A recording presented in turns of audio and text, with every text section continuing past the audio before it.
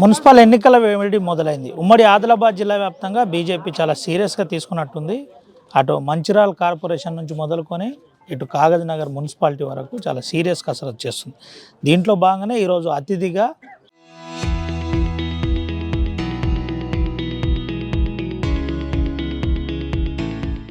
Medak MP Raghunandan Rao వచ్చిండు. అన్న ఉన్నాడు, మనతో మాట్లాడిద్దాం. అసలు తెలంగాణ స్టేట్ సినారియో నుంచి మొదలుకొని కాగజ్ నగర్ వరకు ఎట్లుందో తెలుసుకుందాం. అన్న ఏంటి ఎట్లా చూడొచ్చు? ముందుగా ఫోన్ ట్యాపింగ్ దగ్గరికి పోదాం. మీరు దాని మీద మాట్లాడండి, ఆ తర్వాత సో మిగతా మున్సిపల్ ఎన్నికలు ఫోన్ ట్యాపింగ్ రెండు విభిన్నమైనటువంటి అంశాలు. మీకు కావాల్సినటువంటి అంశం ఫోన్ ట్యాపింగ్లోనే కనబడుతుంది కాబట్టి మా మున్సిపల్ ఎన్నికలు మీకు ప్రయారిటీ కనబడవు. సో భారతీయ జనతా పార్టీకి మొదటి నుంచి ఉన్నటువంటి ముద్ర, భారతీయ జనతా పార్టీ అంటే అర్బన్ పార్టీ, చదువుకున్న వాళ్ళ దగ్గర ఉంటుంది, పల్లెటూర్లలో తక్కువ ఉంటుంది, పట్టణాలలో ఎక్కువ ఉంటుంది అన్నారు. కాబట్టి ఇప్పుడు పట్టణాలకు జరిగే ఎలక్షన్లలో మమ్మల్ని ఆశీర్వదించమని అడిగేందుకు వచ్చినాం. ఖచ్చితంగా మాకే మంచి మెజారిటీ ఫలితాలు వస్తాయనేటువంటి విశ్వాసం మాకుంది.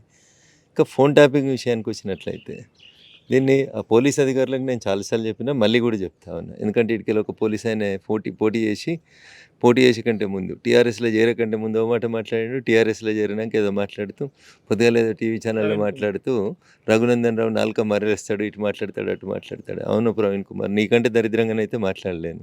నువ్వు ఊసరవుల కంటే ఎక్కువ అధ్వానంగా మార్చి మాట్లాడినావు. బ్లూ కలర్ కండువా వేసుకున్నప్పుడు ఏం మాట్లాడినావు నువ్వు, ఇప్పుడు పింక్ కలర్ కండువా వేసుకున్నాక ఏం మాట్లాడుతున్నావు? రెండు వీడియోల్ని నువ్వే పక్క పక్కన పెట్టుకొని చూసి మాట్లాడు. నేను ఉన్నది ఉన్నట్టే మాట్లాడినా.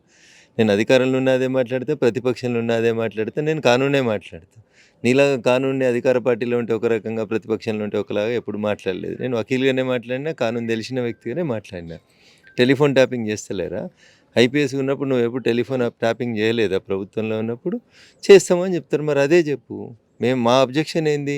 ఎవడో ప్రైవేట్ టీవీ స్టూడియోలో కూర్చొని ఎవరి కొంపకో ప్లగ్ పెడితే దానికి మేము అభ్యంతరం చెప్తా ఉన్నాం. అది చేయించింది ఎవడో తేల్చమని అడుగుతున్నాం. గట్లా పెద్ద ఆయన అంటే ఎవరిని చెప్తారు పెద్ద ఆయన అని? రాష్ట్రంలో పెద్ద ఆయన అని ఎవరిని అంటారు? పోలీసోడు పెద్ద ఆయన అంటే డీజీపీ అవుతాడు, రాజకీయ నాయకులు పెద్ద ఆయన అంటే ముఖ్యమంత్రి అవుతారు. అకల్ మనకు ఇషారా? సామాత్రం కూడా అకల్ లేకుండా మేము ఎట్లా మాట్లాడతాం? మేము అకలుండే మాట్లాడుతున్నాం. రాష్ట్రంలో టెలిఫోన్ ట్యాపింగ్ జరిగింది, మా అందరి ఫోన్లు విన్నారు, ఇంక్లూడింగ్ ఆర్ఎస్ ప్రవీణ్ కుమార్ గారు బీఎస్పీ అధ్యక్షునిగా ఉన్నప్పుడు ఆయన ఫోన్ కూడా విన్నారని ఆయన్నే స్వయంగా అంగీకరించిండు. ఇలా నీ గులాబీ కండువా అవసరం ఉంది కాబట్టి నువ్వు రంగు మార్చినావు కాబట్టి మాట మార్చి రఘునందన్ మాట మారుస్తుందంటే నేను దానికి బాధ్యని కాదు కదా. నువ్వే మాట మార్చినావు. నువ్వు బీఎస్పీ అధ్యక్షునిగా ఉన్నప్పుడు ఏం మాట్లాడినావు, మునుగోడు బై ఎలక్షన్స్ అప్పుడు ఏం మాట్లాడినా ఒకసారి వీడియోలు తిరిగేసుకొని చూసుకోండి. వాస్తవాలుగా మాట్లాడాలి. టెలిఫోన్ ట్యాపింగ్ ఐఎస్ఐకి సంబంధించిన వాళ్ళని, నక్సలైట్లని, దేశద్రోహుల్ని, ఈ దేశానికి, భారత రాజ్యాంగానికి, అంబేద్కర్ గారు రాసినటువంటి రాజ్యాంగానికి విఘాతం కల్పించేటువంటి వ్యక్తులకి ఖచ్చితంగా ప్లగ్ పెడతారు పోలీసులు, ఖచ్చితంగా వింటారు. దాన్ని ఎవరు వద్దన్నారు, దానికి హోమ్ సెక్రటరీ పర్మిషన్ తీసుకోవాలి, ప్రొసీజర్ ఉంటుంది. ఆర్ఎస్ ప్రవీణ్ కుమార్ గారి పేరు ఎదుట ఒక నక్సలైట్ నాయకుని పేరు రాసి ఆయన ఫోన్ వినడం కరెక్టే అని మీరు ఇయ్యాల కూడా సమర్థించేది ఉంటే మీరు రండి, మీరు ఏడికి పిలిస్తే నేను ఆడికి వస్తాను, మాట్లాడుకుందాం. దాంట్లో నాకేం అభ్యంతరం. 100% టెలిఫోన్ ట్యాపింగ్ జరిగింది. దుబ్బాక ఉప ఎన్నికప్పుడు నన్ను ఎంత కష్టపెట్టారో అందరికీ తెలిసినటువంటి అంశమే. దాంట్లో తప్పు చేసిన వాళ్ళు శిక్షించబడాలని మేము కోరుకుంటున్నాం. ప్రవీణ్ కుమార్ గారు వారిని కాపాడాలనుకుంటే వారి విఘ్నతకు వదిలేస్తారు. ఎట్లా చూడొచ్చు అన్న? అంటే కేసీఆర్ నిన్నటి విచారణ ఇదంతా అంశం అసలు నిజంగానే అంటే మీరు ఒక ఎక్స్పర్ట్గా కేసీఆర్ను దగ్గర నుంచి చూసిన వ్యక్తిగా, దట్టు తెలంగాణ ఉద్యమకారుడిగా, మీ అంత క్లోజ్గా వేరేటో చూడకపోయాడు. నా కేసీఆర్ని దగ్గర చూసుడు దూరం చూసుడు కాదు. దొంగ నాకు దగ్గర అయినంత మాత్రాన్ని దొంగ నిడిచిపెట్టమని చెప్తామని. దొంగనే తప్పు చేసినోడే. ఈ మాట నేను చెప్పలేదు. జూన్ 2014 తొలి తెలంగాణ శాసనసభలో తొలి ముఖ్యమంత్రిగా మాట్లాడుతూ గౌరవనీయులు చంద్రశేఖరరావు గారు చెప్పిన మాటలు ఏంటంటే, తప్పు చేసినోడు తనయుడైనా, తప్పు చేసింది తన అయినా శిక్షించబడతారు, జైలుకు పోవాల్సిందే అన్నాడు.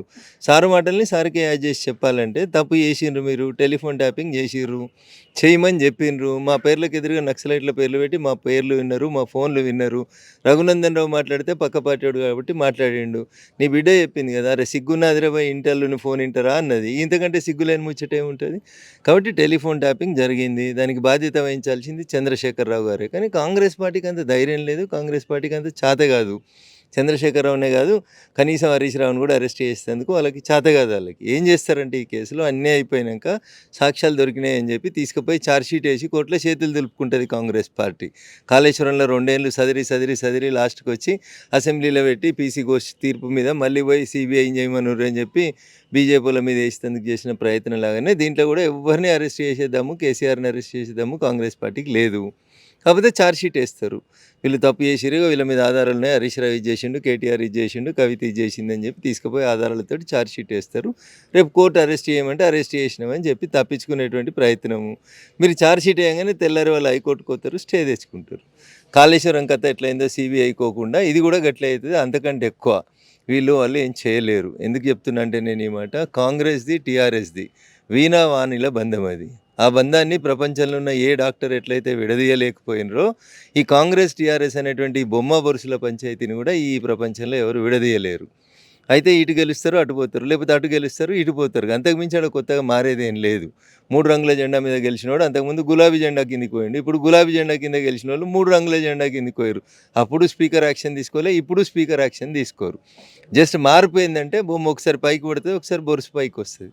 This is the relationship between Congress and TRS party. ఎట్లా చూడొచ్చు అన్న, అంటే భారత ప్రధాని మాజీ మన్మోహన్ సింగ్ని నేరుగా ట్యాగ్ చేస్తూ వీడియోలు చూపెడుతూ ఇది ఫోన్ ట్యాపింగ్ అనేది వినొచ్చు, అది పెద్ద నేరం కాదని, మీరు ఒక అడ్వకేట్గా, సీనియర్ అడ్వకేట్గా, ఉద్యమకారునిగా, ప్రస్తుత ఎంపీగా దీని మీద ఏం చెప్తారన్న? నేను మళ్ళీ చెప్తా ఉన్నా, ఈ దేశానికి ద్రోహం చేసేటోళ్ళకి, భారత రాజ్యాంగాన్ని విచ్ఛిన్నం చేయాలనుకునేటోళ్ళను, భారత సార్వభౌమాధికారాన్ని పడగొట్టాలనుకున్న వాళ్ళను, తుపాకులు పట్టుకొని ఈ దేశ రాజ్యాంగాన్ని మార్చాలనుకున్న వాళ్ళను, ఐఎస్ఐ తీవ్రవాదులను, ఈ దేశ సమగ్రతకు భంగం కలిగించేటోళ్ళ ఫోన్లు వినొచ్చని గౌరవనీయులు అంబేద్కర్ గారు రాసిన భారత రాజ్యాంగం 1898లో రాసినటువంటి టెలిగ్రాఫిక్ చట్టమే చెప్తుంది.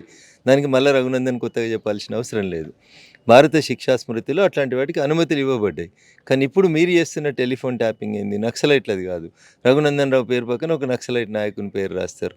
ఐపీఎస్ ప్రవీణ్ కుమార్ గారి పేరు పక్కన ఇంకొక నెంబర్ పక్కన ఇంకొక నక్సలైట్ నాయకుని నెంబర్ రాసి మీరు టెలిఫోన్ ట్యాప్ చేసినారు. ఇది సమర్థనీయం అయితే ఆర్ఎస్ ప్రవీణ్ కుమార్ గారు చెప్పాలి.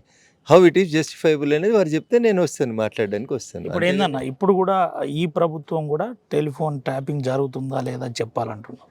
ఇది నిజమేనా అసలు? ఇటు దీని మీద ఎట్లా చూడొచ్చు? మళ్ళీ చెప్తా ఉన్నా, ఎస్బీ అనేటువంటి ఒక వింగు వాళ్ళ డ్యూటీ అది. వాళ్ళు సమాజంలో ఎక్కడ నేరం జరుగుతుంది, దాన్ని ఎట్లా ప్రివెంట్ చేయాలనేది వినడానికి వాళ్ళు చేసేటువంటి ప్రయత్నం వాళ్ళు చేస్తూనే ఉంటారు.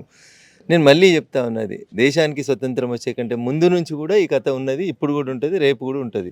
ప్రభుత్వాలు ప్రభుత్వాన్ని కాపాడుకోవడానికి చేయాల్సినటువంటి పనిలో భాగంగా చేయాలి. కానీ వ్యక్తుల వ్యక్తిగత స్వేచ్ఛ, వ్యక్తుల ప్రైవసీని, వ్యక్తుల జీవితాల్లోకి, కుటుంబాల్లోకి వచ్చి ఆడపిల్లల ఫోన్లు, అల్లుని ఫోన్ వినడం అనేది సమంజసం కాదు. చివరికి ఒక విషయం చెప్పండి అన్న, ఎట్లా చూడొచ్చు అంటే బైన్సా నుండి మొదలుకొని కాగజ్నగర్ వరకు, అటు మంచిర్యాల వరకు మున్సిపల్ ఎన్నికలకు ఎట్లా కసరత్తు చేస్తున్నారు, ఏ విధంగా మున్సిపల్ పీఠాలను కైవసం చేసుకునే ప్రయత్నం చేస్తున్నారు, ఎట్లా ఏదైనా ఇన్ఛార్జి రూపకంగా నడుస్తుందా లేదంటే ఎట్లా నడుస్తుంది? ప్రజల ఆశీస్సులు ఉంటే ఏ పార్టీ అయినా అధికారంలోకి వస్తుంది. మేము ప్రజల్ని నమ్ముకున్నాం, ప్రజల విశ్వాసాన్ని చూరగొనాలనుకుంటున్నాం. 10 ఏళ్ల టీఆర్ఎస్ హయాంలో జరిగిన విధ్వంసాన్ని, 2 సంవత్సరాల్లో కాంగ్రెస్ పార్టీ ప్రభుత్వంలో జరుగుతున్న అవినీతిని చూసిన తర్వాత మచ్చలేనటువంటి నాయకత్వం కానివ్వండి, లేదా వచ్చేటువంటి నిధుల విషయం లోపల కానివ్వండి, ఏమైనా అండర్గ్రౌండ్ డ్రైనేజ్ కావాలంటే మేమే వేయాలంటే, టాయిలెట్ కట్టాలంటే మేమే వేయాలి, స్వచ్ఛ భారత్ మిషన్ కింద మేమే వేయాలి, రింగ్ రోడ్లు మాయే, నేషనల్ హైవేలు మాయే, ఆఖరికి ఇప్పుడు రేపు ఏప్రిల్ 1 నుంచి వచ్చేటువంటి 16th ఫైనాన్స్ కమిషన్ కింద మున్సిపాలిటీలకు వచ్చేటువంటి పైసలు కానీ, నిన్నటిదాకా వచ్చిన 15th ఫైనాన్స్ కమిషన్ నిధులు కానీ, అసలు రేవంత్ రెడ్డి గారు వచ్చిన తర్వాత ముఖ్యమంత్రికి రాష్ట్రానికి ₹1 ఒక పంచాయతీకి కానీ, ఒక మున్సిపాలిటీకి కానీ ఇచ్చింది ఉంటే ఏమైనా లెక్క చెప్పమనుండ్రి. పైసలు మాయి, సొమ్ము మాది, సోకు వాళ్ళు చేసుకుంటా ఉన్నారు. అందుకని ప్రజల్ని, చదువుకున్నటువంటి మేధావుల్ని, విజ్ఞుల్ని అందరినీ కూడా ఆలోచించమని చెప్తా ఉన్నాం. కాంగ్రెస్కి వేసినా అది ఎంఐఎంకే పోతుంది, టీఆర్ఎస్కి వేసినా అది ఎంఐఎంకే పోతుంది. 2 ఓట్లు కూడా అడిగే ముడతాయి. కాబట్టి నిజంగా ఈ దేశంలో మంచి జరగాలనుకుంటే మాకు అవకాశం ఏంటి అనేది మున్సిపాలిటీలలో ఉండేటువంటి ఓటర్ మహాశయులకు మేము చేస్తున్నటువంటి అప్పీల్. Right, thank you. ఇది పరిస్థితి. ఎవరు కోటేసినా ఎంఐఎంకే పోతుంది కాబట్టి అంతిమంగా బీజేపీ కోటేయాలి. బీజేపీకి ఓటేస్తేనే పూర్తి స్థాయిలో అభివృద్ధి దిశగా ఉంటుంది. వచ్చే డబ్బులు మావి, పాడే పాట మాత్రం సొమ్మొకరిది సోకొకరిది అన్నట్టుంది ప్రస్తుత పరిస్థితి. పంచాయతీ ఎన్నికల తర్వాత ఇప్పటి వరకు ఎన్ని డబ్బులు రేవంత్ రెడ్డి పంచాయతీలకు ఇచ్చినో చెప్పాలని చెప్పి, దీంతోపాటు ఫోన్ ట్యాపింగ్ అంశంలో కూడా మెదక్ ఎంపీ మాట్లాడారు. మెదక్ ఎంపీ మాట్లాడుతూ కొన్ని ప్రధానమైన అంశాలు, అల్లుని ఫోన్ కూడా వినేంత దౌర్భాగ్య పరిస్థితికి ఉంటే దాన్ని ఎవరు మార్చలేరని చెప్పే ప్రయత్నం. అసలు అట్లా ఇంటే అది నేరమా కాదా నేరుగా చెప్పాలి. నక్సలైట్ల పేర్ల కింద మా పేర్లు పెట్టి ఫోన్ ట్యాపింగ్ చేసిండు, ఇది పక్కా నేరమే, దీనికి శిక్ష పడాలి. అయితే ఇదంతా కూడా ఒక అడ్వకేట్గా మరో విషయం చెబుతున్నా, ఈ అంశంలో కొన్ని ముఖ్యమైన ఆధారాలతో పాటు ఛార్జ్షీట్ వేస్తారు. ఛార్జ్షీట్ వేసిన తర్వాత మళ్ళీ బీఆర్ఎస్ వాళ్ళు కోర్టుకు వెళ్తారు. కోర్టుకు పెట్టి స్టే తెచ్చుకొని ఆ కేసును కాలక్షేపం చేసి నిర్వీర్యం చేసే ప్రయత్నం చేస్తారు. అయితే ఇదంతా కూడా వీణా వాణిల బంధం ఉందని నేరుగా కాంగ్రెస్ బీఆర్ఎస్ వీణా వాణిల బంధం అని ఎంపీ రఘునందన్ రావు చెబుతున్న పరిస్థితి. సుమంత్ అవినాయక్ ఆర్టీవీ హైదరాబాద్. చరిత్ర సృష్టించినోడు ఇప్పుడు ఆ చరిత్రని తిరగరాయబోతున్నాడు. అబద్ధాల గోడల్ని బద్దలు కొట్టి నిజాలను రాగా మీ ముందుంచబోతున్నాడు. నిజమైన వార్తల కోసం వెంటనే డౌన్లోడ్ చేసుకోండి రా యాప్ని.